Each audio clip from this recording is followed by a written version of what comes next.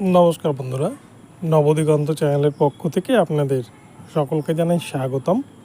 তো বন্ধুরা, এই মুহূর্তে আমি আপনাদের যে একটি গুরুত্বপূর্ণ আপডেট শেয়ার করতে চলেছি সুপ্রিম কোর্টের পক্ষ থেকে, সেই আপডেটটি হলো 3929 RTI মামলার অর্ডার কপি এখনও কিন্তু আপলোড হয়নি ওয়েবসাইটে। তো এই 3929 RTI মামলার অর্ডার কপি কবে আপলোড হচ্ছে, তো আপনাদেরকে বিস্তারিত কিন্তু এই ভিডিওতে জানাচ্ছি এবং তার সাথে সাথে রিভিউ পিটিশন নিয়েও কিন্তু বিস্তারিত আলোচনা করব। তো আপনারা সম্পূর্ণ ভিডিওটি স্কিপ না করে প্রথম থেকে শেষ পর্যন্ত দেখতে থাকুন। এই ভিডিওতে আপনারা অনেক ইনফরমেশন পেয়ে যাবেন। কিন্তু তার আগে বলে রাখি, যারা প্রথমবার চ্যানেলটি ভিজিট করছেন আপনারা অবশ্যই চ্যানেলটিকে সাবস্ক্রাইব করে দেবেন এই ধরনের আপডেট সবার আগে সর্বপ্রথমে পাওয়ার জন্য। তো চলুন তাহলে আমরা 3929 নিয়ে কী তথ্য উঠে আসছে দেখে নিই। তো বন্ধুরা, যারা বিশেষ করে নট ইনক্লুডেড ক্যান্ডিডেট, যারা 2014 টেট পাস, যারা 16,500 রিক্রুটমেন্ট প্রক্রিয়ায় ইন্টারভিউতে অংশগ্রহণ করেছিলেন, তারা ভীষণ উদ্বিগ্ন হয়ে আছেন। কেননা তাদের একটা হকের সিট, তাদের কিন্তু প্রাপ্য যে সিটটা, কিন্তু সেই সিটকে সুপ্রিম কোর্ট নাকচ করে দিয়েছে, বরং প্রাইমারি বোর্ডকেই সাপোর্ট করেছে সুপ্রিম কোর্টের ঋষিকেশ রায়ের বেঞ্চ, বিচারপতিদ্বয়। তো সেক্ষেত্রে প্রায় 3929টি সিট কিন্তু এই মুহূর্তে হাতছাড়া হয়েছে নট ইনক্লুড ক্যান্ডিডেটদের। এটা কিন্তু গত 9 তারিখের যে ফাইনাল জাজমেন্ট হয়েছিল, সেক্ষেত্রে ইজলাসেই বিচারপতি যে রায়টা ঘোষণা করেছিলেন দীর্ঘ দুদিনের শুনানির পর, সেক্ষেত্রে কিন্তু বিচারপতির কথা থেকে পরিষ্কার হয়েছিল যে এক্ষেত্রে প্রাইমারি বোর্ড জয়ী হয়েছে এবং পিটিশনার যারা রয়েছেন তারা হেরে গিয়েছেন। তো এই ক্ষেত্রে অর্ডার কপি আজকে 10 দিন অতিক্রান্ত হয়ে গেলেও এখনও পর্যন্ত কিন্তু ওয়েবসাইটে অর্ডার কপি আপলোড হয়নি। সুপ্রিম কোর্টের এই 3929 মামলার যে জাজমেন্ট হয়েছিল তার অর্ডার কপি না আসার ফলে ক্যান্ডিডেটদের মধ্যেও একটা বিশৃঙ্খল পরিস্থিতি তৈরি হচ্ছে, যেহেতু এখানে রিভিউ পিটিশনের একটা বিষয় কিন্তু জড়িয়ে রয়েছে।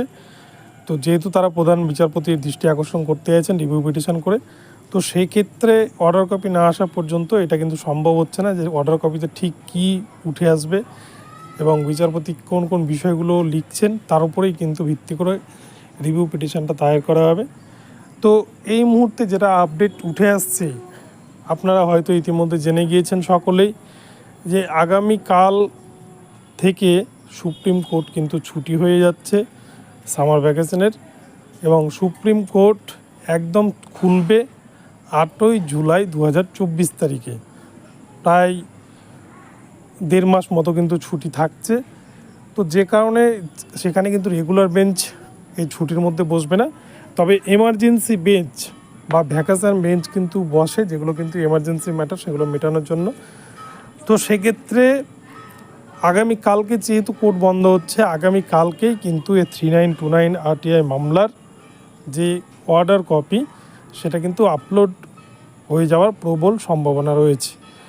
তো আগামীকালকের দিনটি খুব ভাইটাল হতে চলেছে 3929 মামলার যারা পিটিশনার রয়েছিলেন বা ছিলেন, এবং তার সাথে সাথে সমস্ত নট ইনক্লুড ক্যান্ডিডেটদের। কেননা এই RTI মামলার উপরেই কিন্তু ভবিষ্যৎ নির্ধারণ করছে বহু টেট পাস প্রার্থীর, এবং সবথেকে বড় কথা, এই অর্ডার কপির উপর ভিত্তি করেই তারা কিন্তু এবারে রিভিউ পিটিশন দায়ের করতে চলেছেন সুপ্রিম কোর্টে। তো রিভিউ পিটিশনের ফলাফল কী হবে সেটা পরের বিষয়।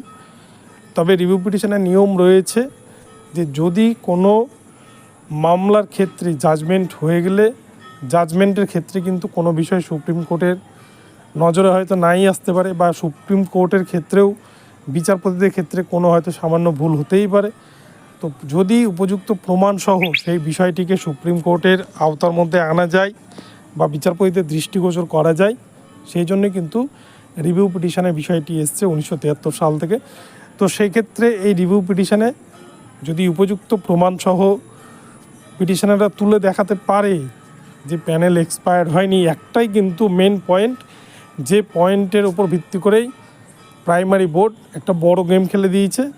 প্রাইমারি বোর্ডের তরফ থেকে জয়দেব গুপ্ত এবং মীনাক্ষী আরোরা ম্যাম, এরা দুজন মিলেই কিন্তু একত্রিত হয়ে 2017 টেট পাস ক্যান্ডিডেটদের পক্ষ থেকে মীনাক্ষী আরোরা ম্যাম এবং বোর্ডের তরফ থেকে জয়দীপ গুপ্ত স্যার এরা কিন্তু একটা ভালো আর্গুমেন্ট করে বিষয়টিকে বিচারপতিকে কনভিন্স করতে বাধ্য হয়েছে যে প্যানেলটা এক্সপায়ার্ড হয়ে গেছে। তো এই প্যানেল এক্সপায়ার্ড যে হয়নি এর যদি উপযুক্ত যথাযথ প্রমাণ রিভিউয়ের মাধ্যমে তুলে ধরা যায় সুপ্রিম কোর্টে, তাহলে কিন্তু নট ইনক্লুডদের আশা শেষ হবে না এবং নট ইনক্লুডদের যে ৩,৯২৯টি সিট ছিল সেই সিট কিন্তু তারা পাবে এবং সেই সিটে তাদের চাকরি হওয়ারও কিন্তু প্রবল চান্স থাকবে।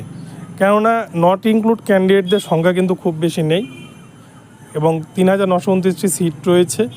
এখানটায় কিন্তু প্রায় সকলেরই এই চাকরিটি হয়ে যাওয়ার কথা। আর তাছাড়াও কিন্তু বিএড এবং এনআইএস ক্যান্ডিডেটদের এটাই কিন্তু লাস্ট সুযোগ ছিল 3929 ভ্যাকান্সিটা। কেননা অনেক গরিব ঘরের ছেলে আছে যারা কিন্তু ঘটি বাটি বিক্রি করে বিএড ডিগ্রি করেছে, হয়তো অনেক টাকা খরচ করে, কিন্তু নতুন করে আবার ডিএলএডে ভর্তি হওয়া বা ডিএলএড কোর্স করে তারপরে ইন্টারভিউয়ের ময়দানে আসা এই বিষয়টি কিন্তু সবার পক্ষে সম্ভব হবে না। কেননা অনেকেরই কিন্তু বয়স ইতিমধ্যে হয়তো 40-এর দোরগোড়ায় চলে গিয়েছে, সেক্ষেত্রে 3 বছরের সময় নষ্ট। জানেন যে ডিএলএড করতে কিন্তু প্রায় 3.5 বছর বা 3 বছর কিন্তু সময় লাগিয়ে দিচ্ছে প্রাইমারি বোর্ড আমাদের রাজ্যের। তো সেক্ষেত্রে টাকা নষ্ট এবং 3 বছর সময় নষ্ট, এটা কিন্তু সবার পক্ষে সম্ভব নয়। তো সেই জন্যই কিন্তু এই 3929 মামলাটাকে যেভাবে হোক না কেন নট ইনক্লুডদের কিন্তু একত্রিত হয়ে এই মামলাটিকে সুপ্রিম কোর্টে দাঁড় করাতে পারলে তবেই কিন্তু রিভিউ পিটিশনের জেতা সম্ভব। একজন ভালো লয়ারের প্রয়োজন, একজন সিনিয়র, যিনি সুপার সিনিয়র অ্যাডভোকেট সুপ্রিম কোর্টের, তিনি ছাড়া কিন্তু এই মামলাকে বের করে আনা খুব মুশকিল।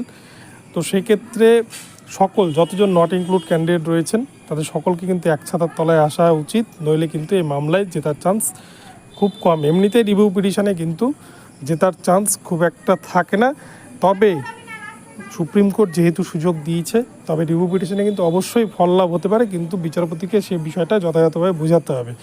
আপনারা যদি 20-22 ডিএলএডদের বিষয়টি দেখেন, 20-22 ডিএলএডরা কিন্তু একত্রিত হয়ে একজন ভালো অ্যাডভোকেট ধরে পাটওয়ালিয়া স্যারকে দিয়ে, যে পাটওয়ালিয়া স্যারের ফিস কিন্তু অনেকটাই আপনারা জানেন, একজন সুপার সিনিয়র অ্যাডভোকেট, তো ওনাকে ধরে কিন্তু মামলাটিকে দেখেন ঠিক বের করে নিয়ে এসছে। তো সেরকমই যদি 20-22-দের মতো যদি সবাই নট ইনক্লুডরা এক ছাতার তলায় এসে এই বিষয়টিকে সুপ্রিম কোর্টে রিভিউ পিটিশন দাখিল করে তবেই কিন্তু জেতা সম্ভব। নইলে বর্তমানে যা খবর পাওয়া যাচ্ছে যে বিভিন্নভাবে আলাদা আলাদাভাবে রিভিউ ফাইল হবে, তো আলাদা আলাদাভাবে রিভিউ ফাইল হলে কিন্তু 3929 মামলার আইএ ফাইলের ক্ষেত্রে যা হয়েছিল সেরকমই হয়তো হবে, যে সুপার সিনিয়র অ্যাডভোকেট হয়তো জোগাড় করা সম্ভব হবে না পিটিশনারদের পক্ষে, সেক্ষেত্রে কিন্তু মামলা জেতার চান্স অনেকটাই কমে যাবে। তো যাই হোক, সেটা পিটিশনাররা দেখবে তাদের ভালো কোনটাতে হয়। তো বন্ধুরা, আমার ভিডিওটি যদি আপনাদের ভালো লাগে বা আমার উপদেশগুলো যদি ভালো লাগে তাহলে চ্যানেলটিকে সাবস্ক্রাইব করে আমার ভিডিওতে লাইক শেয়ার কমেন্ট করে দেবেন। ধন্যবাদ।